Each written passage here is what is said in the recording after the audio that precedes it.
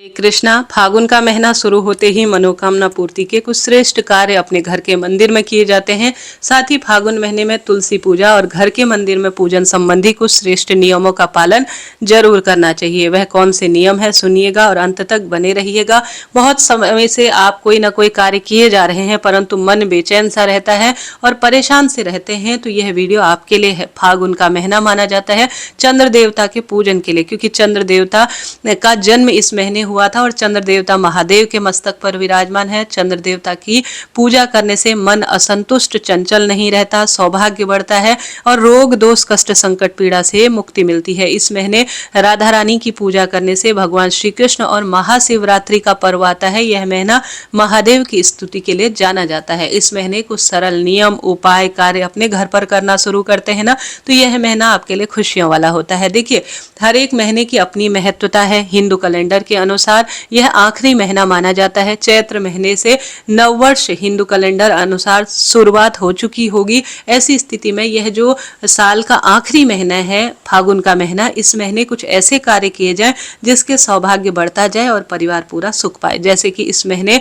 2 फरवरी से यह महीना शुरू हो रहा है। इस महीने 5 फरवरी को गुरुवार को संकष्टी चतुर्थी का व्रत किया जाएगा। 13 फरवरी को एकादशी व्रत होगी और संक्रांति भी इसी दिन रहेगी। 14 फरवरी को जो है प्रदोष शनि प्रदोष होगा और साथ ही 15 फरवरी 2026 रविवार को महाशिवरात्रि का व्रत किया जाएगा। 17 फरवरी मंगलवार को फागुन अमावस्या होगी। 24 फरवरी मंगलवार को अन्नपूर्णा अष्टमी रहेगी और होलाष्टक भी 24 फरवरी 2026 से शुरू हो जाएगा। और जब होलाष्टक होता है, होली के 8 दिन पहले का समय, उस समय किसी नए शुभ काम की शुरुआत नहीं करनी चाहिए। अपने परिवार की रक्षा ज्यादा करनी चाहिए। टोने टोटके इस समय खूब होते हैं। तो 24 फरवरी से होलाष्टक आरंभ हो जाएगा और होलाष्टक में किसी नए शुभ काम की शुरुआत नहीं की जाती। अभी शुक्र तारा उदित है, कल से ही उदित हुए हैं। ऐसी स्थिति में अभी खूब समय है। आप नए कार्य की किसी भी शुरुआत करना चाहते हैं तो बिल्कुल कर सकते हैं। 27 फरवरी आमलकी एकादशी, जिसे रंग भरी एकादशी भी कहा जाता है। 28 फरवरी को प्रदोष का व्रत किया जाएगा। इस तरह से यह फरवरी महीने के शुभ दिनों की मैंने आपको लिस्ट बता दी है। आपके लिए यह वीडियो उपयोगी रहेगा, मैंने इसलिए पहले ही इसे प्रसारित कर दिया है। जानकारी उचित रहती है तो आपके सपोर्ट की आवश्यकता है। सब्सक्राइब करें और बेल नोटिफिकेशन ऑन कर दीजिए ताकि वीडियो की आने वाली जो अपडेट होगी आपको मिल जाए। और साथ के साथ कमेंट्स बॉक्स में भगवान का सुमिरन जरूर कीजिएगा। न जाने किस समय सरस्वती आपकी जिह्वा पर बैठी हो और आप लिख रहे हो और वह मनोकामना आप स्मरण कर रहे हो और पूरा ब्रह्मांड आपको वह देने के लिए तत्पर हो। जैसा आप सोचते हैं वही यूनिवर्स ब्रह्मांड आपको प्रदत्त करता है। तो आप सभी को इस महीने सुंदर रूप से भगवान महादेव की और श्री कृष्ण भगवान की कथाओं का श्रवण करना चाहिए। चंद्र देवता की कथा भी इस महीने सुनना लाभ ही लाभ देता है। और महादेव की कथा, शिव महापुराण कथा मैं इस महीने फागुन महत्म में सुना रही हूँ। कमेंट्स में पिन है, आप उस चैनल से जुड़े और फागुन महीने में शिव महापुराण कथाओं का आनंद ले। अब इस महीने आपको सबसे पहले तुलसी माता और दान की बात बताती हूँ। देखिए, मैंने शास्त्रों में अभी पढ़ा समझा, इस महीने सफेद रंग की चीजों का दान का महत्व है। तो आप कोशिश करें, जो बच्चे या आपके पति या स्वयं आप बहुत अधिक क्रोधित रहते हैं, आपका मन बेचैन सा रहता है, ऐसा लगता है बीमारियां कैसे पीछा छोड़े, तो शिवलिंग पर नियमबद्ध तरीके से 1 महीना लगातार चंद्र देवता के मंत्र ओम सोम सोमाय नमः या ओम चंद्र देवाय नमो नमः या आप चंद्रमौली महादेव कीजिए, क्योंकि महादेव के मस्तक पर चंद्र देवता है। अपने रोग का भान कर अपनी जो पीड़ा शंका कष्ट है उसका ध्यान करते हुए शिवलिंग पर रोज एक नियम बना लीजिए। किसी दिन आप सफेद फूल शिवलिंग पर चढ़ाएंगे, किसी दिन आप चावल शिवलिंग पर चढ़ाएंगे, किसी दिन आप दूध शिवलिंग पर चढ़ाएंगे। कुल मिलाकर सफेद वस्तु चंद्रमौली महादेव का नाम लेकर, चंद्रेश्वर महादेव का नाम लेकर ओम सोम सोमाय नमः कहते हुए शिवलिंग पर घर के मंदिर में या महादेव के मंदिर में जरूर से चढ़ाएंगे। इस महीने नियमबद्ध तरीके से शास्त्रों में कहा जाता है कि अगर 1 मुट्ठी चावल कम ज्यादा स्वरूप में या सफेद रंग की चीजों का दान किया जाए तो सौभाग्य बढ़ता है और महालक्ष्मी की भी कृपा होती है। इस महीने आप सभी जानते होंगे तुलसी माता के विशेष पूजन का प्रावधान है। शास्त्रों में लिखा गया है, महाप्रसाद जननी सर्व सौभाग्य वर्धिनी आदि व्याधि हरा नित्यम तुलसी त्वम नमोस्तुते। इस महीने तुलसी पूजा हर स्वरूप में सुख देती है। जिसके घर के द्वार पर तुलसी माता विराजित होती है और उस द्वार पर रोज एक दीपक लगा होता है, उस घर में काल भी अकाल रूप से प्रवेश नहीं करता है। तो इस चीज को नोट करते हुए चलिएगा कि आपके घर पर किसी भी महीने में तुलसी सूखी नहीं होनी चाहिए। तुलसी अचानक सूखने लगे ना तो तुरंत तुलसी नई ले आए। कोई बुरा स्वप्न आपको रात्रि में तंग कर रहा हो तो तुलसी माता के समक्ष आप बोल दीजिए। तुलसी माता से सुनकर श्री नारायण से कहती हैं और आपकी जो आने वाले कष्ट पीड़ा होती है उससे खूब बचाव हो जाता है।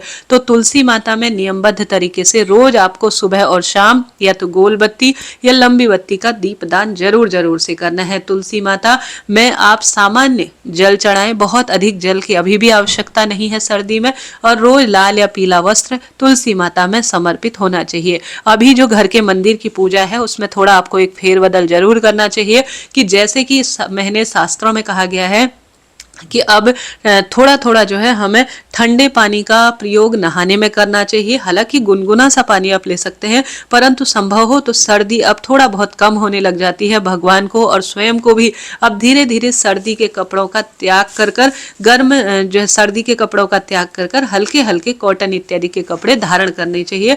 भगवान को लड्डू गोपाल है या सभी देवी देवताओं को सामान्य जल से स्नान करें और अब हल्की हल्की गर्मी की सेवा उन्हें दीजिएगा। चंदन इत्यादि की सेवा भी उनको बहुत प्रसन्न करती है भगवान जी को। तुलसी माता को हल्का सा धूप में रखना और हल्का सा आप छाया में रखिएगा। और साथ के साथ तुलसी माता की साफ स्वच्छता, जैसे कि अब पतझड़ का आरंभ हो चुका है, बसंत ऋतु आ चुकी है तो तुलसी के पत्ते झड़ना आरंभ हो जाते हैं।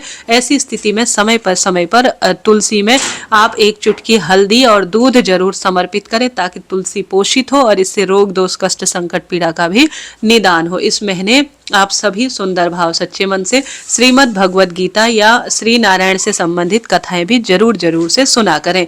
इस महीने आप सभी सुंदर भाव सच्चे मन से तुलसी माँ की 5 या 7 परिक्रमा कच्चा सूत लेकर जरूर करें। एकादशी पूर्णिमा शाम 5 बजे बाद कभी भी तुलसी के पत्ते ना तोड़ें और कभी भी तुलसी में जल भी ना चढ़ाएं। इस बात का ध्यान रखें। महादेव में तुलसी समर्पित नहीं होती और श्री नारायण की पूजा में तुलसी जरूर से समर्पित होती है।